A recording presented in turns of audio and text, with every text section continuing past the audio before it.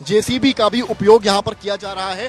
JCB के उपयोग के जरिए यहाँ पर जो मलबा है उसको हटाया जा रहा है, क्योंकि काफी ज्यादा इसमें नुकसान भी हुआ है और कहीं ना कहीं जो घायल है उनकी संख्या भी ठीक ठाक है। जैसा कि कहा कि वो रेजिडेंशियल भी एक ही में था और शॉपिंग कॉम्प्लेक्स भी काइंड ऑफ बना था, दुकान भी थी, तो क्या लीगल है सर? ग्राउंड फ्लोर था, वो बिजनेस के पर्पज के लिए लीगल है क्या ये? बाराबंकी में रेस्क्यू ऑपरेशन जारी है। पुलिस की टीम्स के साथ एनडीआरएफ, एसडीआरएफ की टीम्स लगी हैं और अब यहाँ पर आप देख सकते हैं जेसीबी का भी उपयोग यहाँ पर किया जा रहा है। जेसीबी के उपयोग के जरिए यहाँ पर जो मलबा है उसको हटाया जा रहा है, क्योंकि काफी ज्यादा इसमें नुकसान भी हुआ है और कहीं ना कहीं जो घायल है उनकी संख्या भी ठीक ठाक है। और इस पहले हम बात करेंगे, हमारे साथ एसपी बाराबंकी इस वक्त मौजूद है, दिनेश जी से हम बात करेंगे। दिनेश जी बताइए, खबर क्या है, क्या पूरा मामला है, कैसे बिल्डिंग गिरी? ये फतेहपुर नगर पंचायत है बाराबंकी की, उसी में हासिम का मकान है। ये रात को 3 बजे सूचना मिली एकाएक कि ये मकान गिर गया है। यहाँ पे पुलिस और प्रशासन के जो स्थानीय फोर्स आई थी, फायर सर्विस के हम लोग लग करके 12 लोगों को यहाँ से निकाला गया था तत्काल। उसमें से 2 लोगों की जाकर के डेथ हो गई है डिस्ट्रिक्ट हॉस्पिटल में। अब इससे उसमें 8 लोगों को केजीएमयू में भेजा गया है। 2 लोग तो बिल्कुल ठीक थे, तो उनको सीएचसी से ही फर्स्ट एड देकर के छोड़ दिया गया था।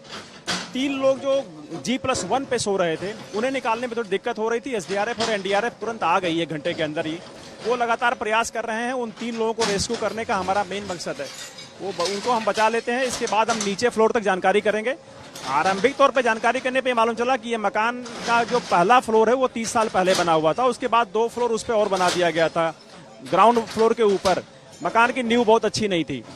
वो भी वजह हो सकती है। ग्राउंड फ्लोर इनका बिजनेस के लिए यूज होता था। उसमें करोड़ों की रुपए की सामान थी, इलेक्ट्रिकल गुड्स की, बिजली की सामान पड़ी हुई थी और धंधा करते थे। बिजनेस था इनका, बड़ा बिजनेस था और उसमें बैटरी काफी संख्या में रखते थे। बैटरी चार्जिंग, रिपेयरिंग का भी काम करते थे। तो हम नीचे पहुंचेंगे तो ये बात की जानकारी हो पाएगी कि पूरा वजह क्या है। अभी तो पहले हम कोशिश कर रहे हैं कि 3 लोगों को निकाल लें हम लोग। आपने जैसा कि कहा कि वो रेजिडेंशियल भी एक ही में था और शॉपिंग कॉम्प्लेक्स भी काइंड ऑफ बना था, दुकान भी थी, तो क्या लीगल है सर?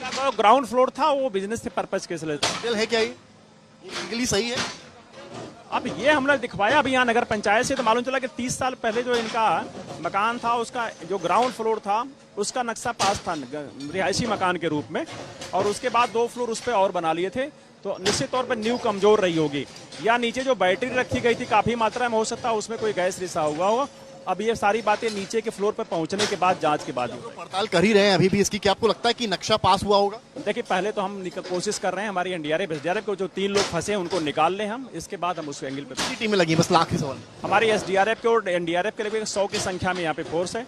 एसडीआरएफ के एडिशनल एसपी साहब भी आए हैं, उनके कंपनी कमांडर साहब भी आए हैं। यहाँ पे हमारे डीएम साहब भी बैठी हुई हैं और लोकल विधायक जी हैं और पूरे प्रशासन के सारे विंग लगे हुए हैं, क्योंकि इस्तेमाल काफी कंजस्टेड जगह पे था। ये मकान गली में है और वो रेस्क्यू करने में प्रॉब्लम भी आ रही थी, क्योंकि कोई बड़ी मशीन अंदर नहीं आ पा रही थी सीधे। एक जेसीबी आई किसी तरह से, उससे हम काम ले रहे हैं यहाँ पे, तो थोड़ा ये भी प्रॉब्लम आ रही थी उसमें। 2 लोग अंदर अभी भी हैं?